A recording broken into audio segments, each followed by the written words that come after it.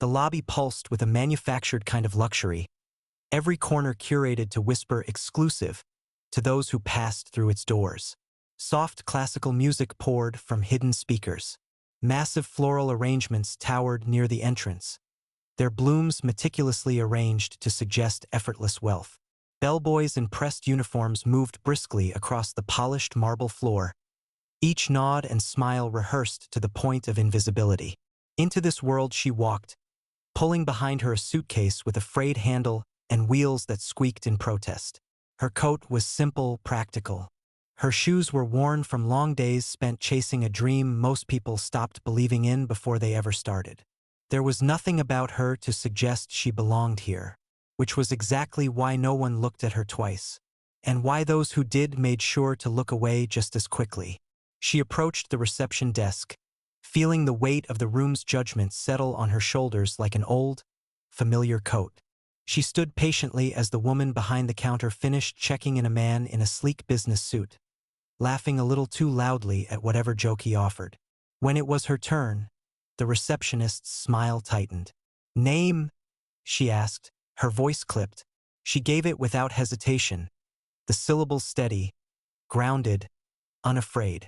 The receptionist's fingers danced across the keyboard. The smile faltered. Eyebrows drew together in a practiced expression of confusion that barely masked underlying condescension. A pause. Another glance up and down, an inventory not just of appearance, but of perceived worth. "I'm sorry," the receptionist said, tone syrupy with pity. "I don't see a reservation under that name. Are you sure you're in the right place?" Behind her, a bellboy chuckled softly under his breath. Another guest, a woman draped in diamonds and impatience, gave an exaggerated sigh, as if the very presence of this outsider had contaminated the air she breathed. The woman at the counter smiled, but it was a smile made of tempered steel. She didn't argue. She didn't protest. She simply set her suitcase down carefully beside her, the faint scuff of it against the marble floor sounding impossibly loud in the quiet hum of disdain. She watched the receptionist's discomfort grow, filling the space between them like a slow, inevitable tide. Because she knew something they didn't. She knew that arrogance made people blind. She knew that when people thought they were above you, they stopped seeing you clearly. They underestimated. They assumed. They made mistakes. And she had spent her whole life learning how to turn those mistakes into her stepping stones. She leaned in slightly, lowering her voice just enough to force the receptionist to lean forward, to listen closer. "Could you please call the general manager?" she said, the words wrapped in perfect politeness, the kind that left no room for denial. The receptionist faltered, caught between instinct and protocol. Finally, she reached for the phone, her fingers hesitant. As she waited, the woman turned, surveying the lobby with quiet detachment. She remembered walking past this hotel as a child, nose pressed to the window, watching men in sharp suits and women in glittering dresses sweep through the doors like royalty. She remembered thinking it was another world, a place she could never touch, never claim. She had been wrong. The elevator chimed. Heads turned. The general manager approached, a tall man with a crisp suit and a face carefully trained into neutrality. But she saw the flicker in his eyes the moment he recognized her. Saw the way his stride faltered for half a heartbeat before he smoothed it into something practiced. He came around the counter, smiling warmly. "Ms. Moreno," he said, extending his hand. "Welcome. We've been expecting you." The receptionist froze, her mouth opening slightly in a small, sharp gasp. The woman took the manager's hand firmly, shaking it once. "Thank you," she said simply. The lobby seemed to hold its breath. The manager turned to the receptionist, who now looked as if she might sink into the polished floor. "Please prepare the presidential suite for Ms. Moreno," he instructed, "and inform the staff she'll be conducting a walkthrough later today." "A walkthrough," the receptionist repeated, voice faint. "Yes," the manager said, smiling wider now. "Ms. Moreno is the new owner." Silence rippled through the lobby like a thunderclap muffled by luxury. The bellboy who had chuckled earlier dropped his gaze to the floor. The woman draped in diamonds blinked rapidly, pretending not to have been watching at all. And the woman, the one they had dismissed, judged, almost turned away, stood calmly at the center of it all, her hands steady, her spine straight. She didn't gloat. She didn't smirk. She didn't need to. Because true power didn't scream. It whispered in moments like these, moments when the world turned on a single truth too heavy to deny. She didn't need a reservation. She had written her name on the deed. And now every door that had once been closed stood open before her. The dream hadn't started with polished marble floors or velvet ropes. It had started with a mop and a bucket. Long before she walked into the hotel as its owner, she had walked those same halls pushing cleaning carts heavy with towels, scrubbing bathrooms until her fingers cracked, memorizing the quiet choreography of those who were expected to be invisible. She had been 16 when she first took the job, after school, on weekends, through summers that smelled of chlorine and sweat and the chemical tang of industrial cleaner. The guests never saw her. If they noticed at all, it was only to wrinkle their noses or mutter about footprints left on polished floors. They didn't know her name. They didn't ask. But she knew theirs.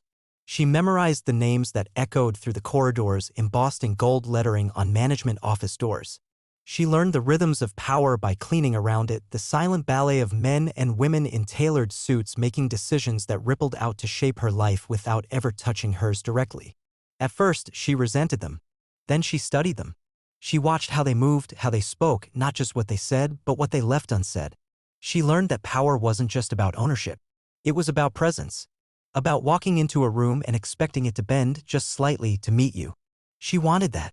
Not for the sake of vanity or revenge, but because she knew there had to be a way to build something better, something where people didn't have to scrub floors their entire lives without anyone knowing their names. So she studied. She saved every dollar she could, stashing it in battered envelopes hidden beneath loose floorboards at home. Scholarships were rare, but she chased them down like a hunter, applying to programs that barely seemed real to someone from her part of town.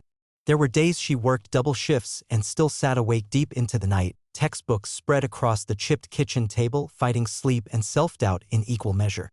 There were weeks when rejection letters piled up like snowdrifts at her feet. Weeks when her mother's tired hands and lined face seemed to whisper that dreams like hers were selfish, impossible. But she didn't stop.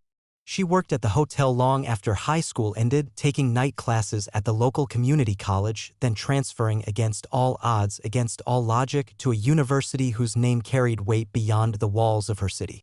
There, she studied hospitality management, business administration, finance. She interned where she could, volunteered for jobs no one else wanted, listened more than she spoke. And always, she remembered. Every late-night shift, every stifled yawn behind the front desk, every condescending glance from a guest who saw only her uniform and not the mind behind it. She turned every slight into fuel, every dismissal into drive. By her mid-20s, she was managing small hotels on the edge of the city, places that others wrote off as unsalvageable. She made them profitable. Quietly. Relentlessly. She didn't make headlines. She made numbers move. And eventually, the right people noticed. Investors who didn't care where you came from, only whether you could deliver, started calling. Partnerships formed. Opportunities expanded. And still, she worked. Harder. Smarter. Longer. Until the day came when she saw it. A listing buried in a trade magazine. An old grand hotel downtown. Bleeding money. Its reputation tarnished by years of complacency. Most saw a sinking ship. She saw a legacy waiting to be rebuilt. The deal wasn't easy. She fought for financing. Negotiated through backhanded compliments and patronizing smiles. Sat through meetings where men twice her age explained simple concepts as if she had stumbled into the room by accident. But in the end, she signed the papers. In the end, she walked away with the keys. The girl who had once scrubbed the floors now held the deed to the building. And as she stood in the lobby on that first day, suitcase at her side, being dismissed by a receptionist who hadn't even bothered to learn her name, she didn't feel anger. She felt clarity. Because the dream they thought she didn't deserve wasn't just hers anymore. It belonged to every hand that had polished floors for people who never looked down. It belonged to every voice that had been told to whisper in halls built for shouting. And she was ready to open the doors wider than they had ever been before. The hotel hadn't changed much since she was a teenager pushing carts down its gleaming halls. The same chandelier still hung in the lobby, droplets of crystal shimmering like frozen rain. The same worn Persian rugs muffled footsteps down the guest corridors. The same gold-framed paintings, landscapes nobody really looked at, clung stubbornly to the walls. But she had changed. And now, when she walked the halls, her steps didn't echo with uncertainty. They resonated with ownership. On her first official day as the owner, she arrived before dawn, her footsteps light but unhesitant as she made her way through the sleeping building. The air smelled the same: lemon polish, fresh linen, and the faint, metallic tang of water from the old pipes. Memories clung to her like dust. The staff door she used to slip through, head down, uniform stiff with starch. The back stairwell where she used to hide for 5 stolen minutes of rest. The service elevator that rattled and groaned, carrying her between floors unseen by the polished guests. Now every door opened at her touch. Every corridor welcomed her. Every corner she once cleaned now awaited her command. But she didn't come to erase the past. She came to rebuild it. She started with the people. One by one, she met the staff. Not just managers and department heads, but the people who truly knew the heartbeat of the hotel. The housekeeping teams, the kitchen porters, the maintenance crews. She listened, not in the performative way executives often did, nodding politely while thinking about other things. She listened like their stories mattered, because they did.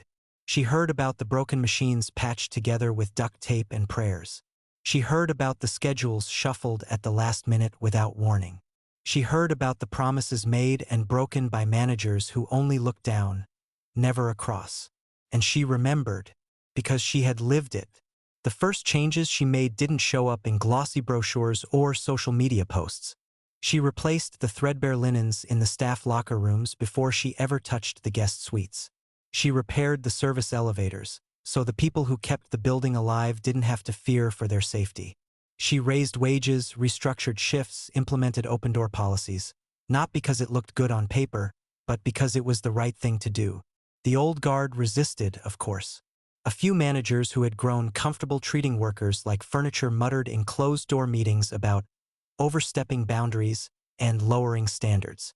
She let them mutter, and when they proved themselves incapable of adapting, she replaced them, not with high-priced consultants, but with supervisors who had once carried the heaviest loads without complaint. People who understood that respect wasn't a luxury. It was a foundation. The hotel began to change. Slowly at first, like a great ship turning against a stubborn current. Smiles among the staff grew wider. Guests noticed the difference, too, the service sharper, the atmosphere lighter, as if the walls themselves had exhaled after holding their breath too long. Word spread, not just about the amenities but about the feeling, a hotel where dignity wasn't reserved only for those who could afford the presidential suite. The booking rates climbed. Repeat guests returned, sensing something they couldn't quite name but felt drawn to. Reviews spoke not just of comfort, but of soul. And through it all, she moved quietly, steadily, through the halls that had once worn her down to exhaustion. She touched the polished banisters she had once wiped clean. She walked the service corridors she had once raced through, late for shift changes, unseen. She stood beneath the grand chandelier she had once dusted from a precarious ladder, terrified of breaking a single priceless crystal. The building hadn't forgotten her. The walls hadn't forgotten her steps. And now, under her leadership, the hotel itself became a living testament to something far bigger than ownership.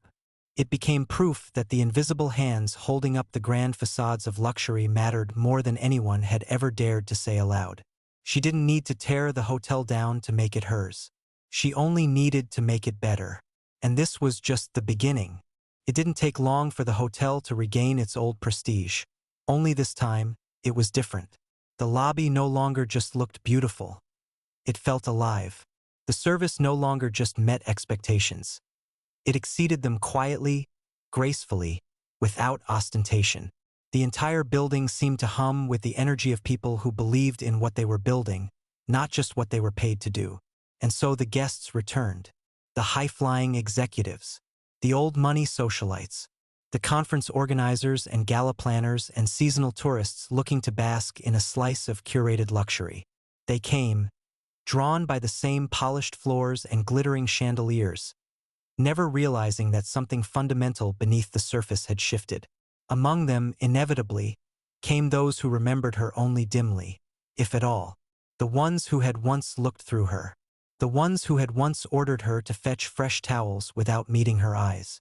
The ones who had once brushed past her cleaning cart as if stepping around an inconvenience rather than acknowledging a human being. She saw them now.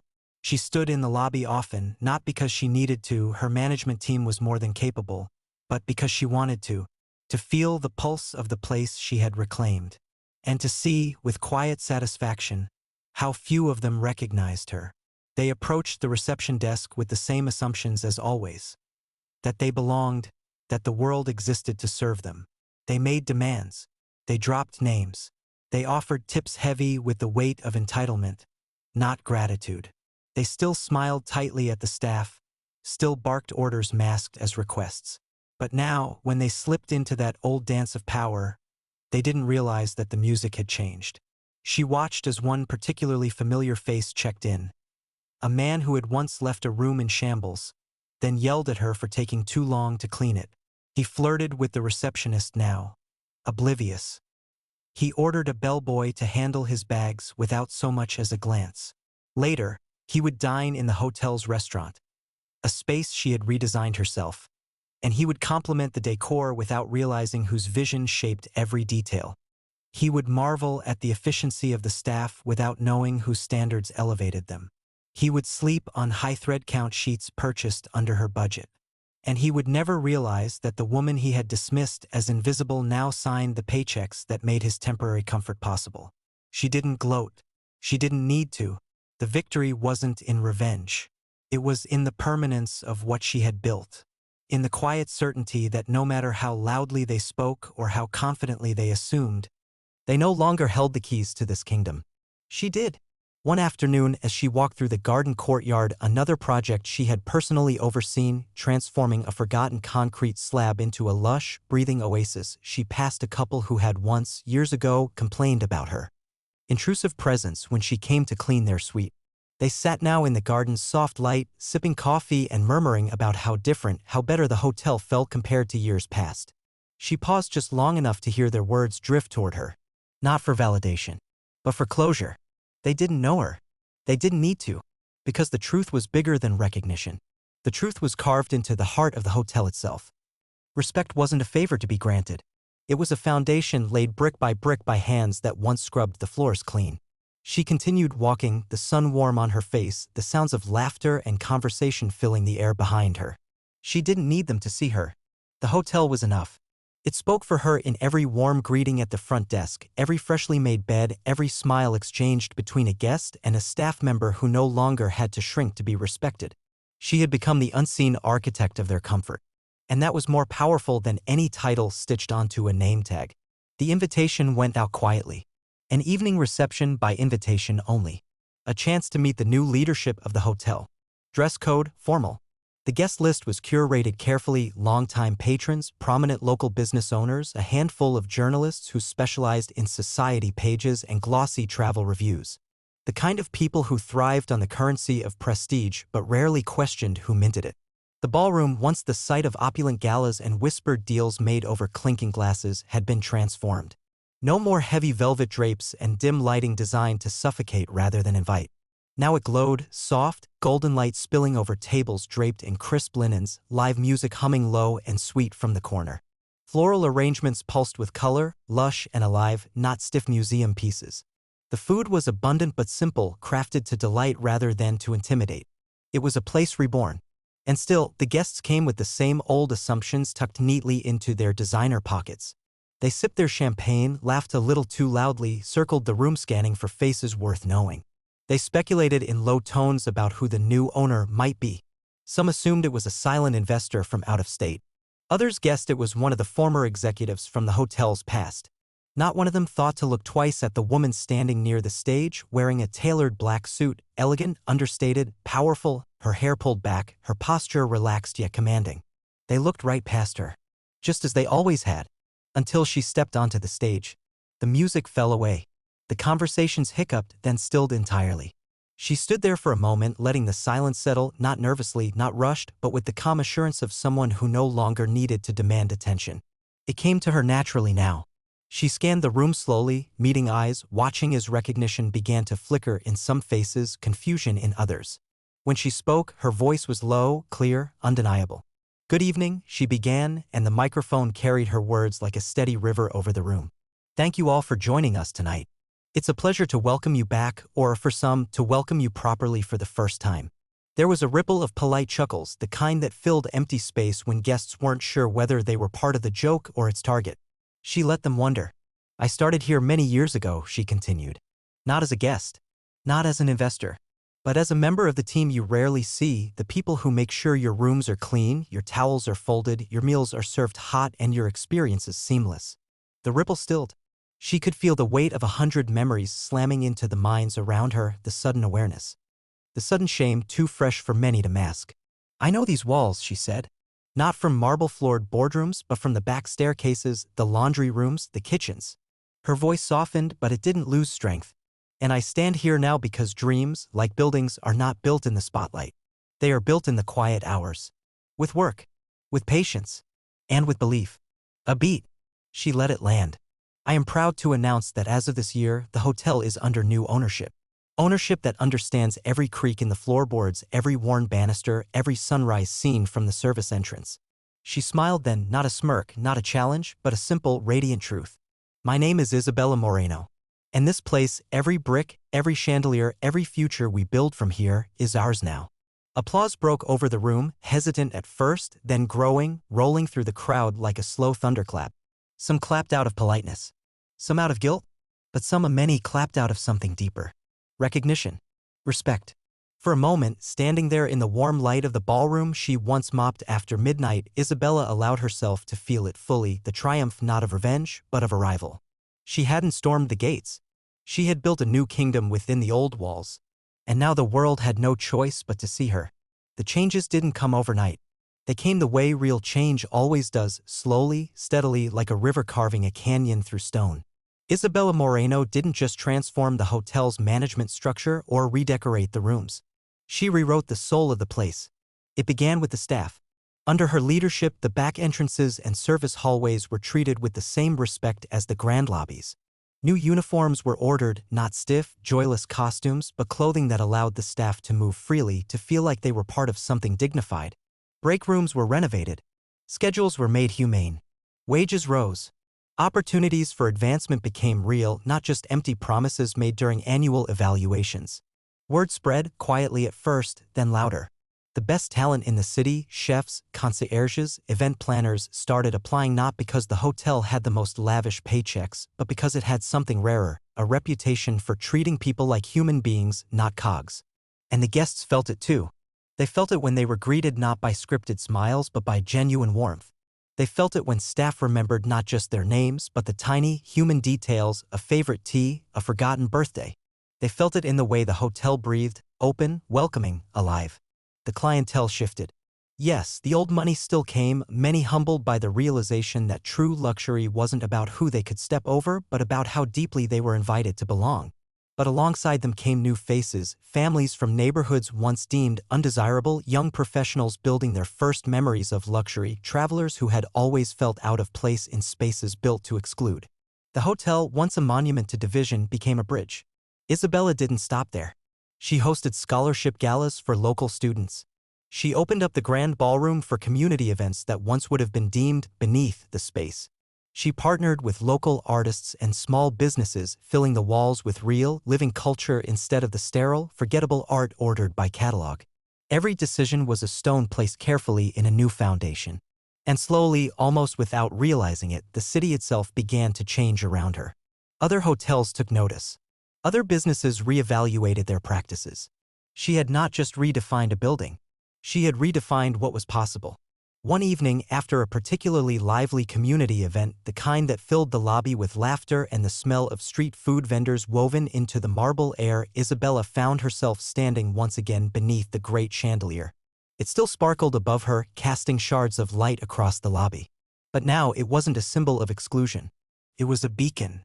She looked around, at the children running across the carpet, at the elderly couple sitting on the newly upholstered benches, at the young couple taking selfies by the fountain. And she realized something profound. She had built the hotel she had once needed. A place where no one would be told, "You don't belong here."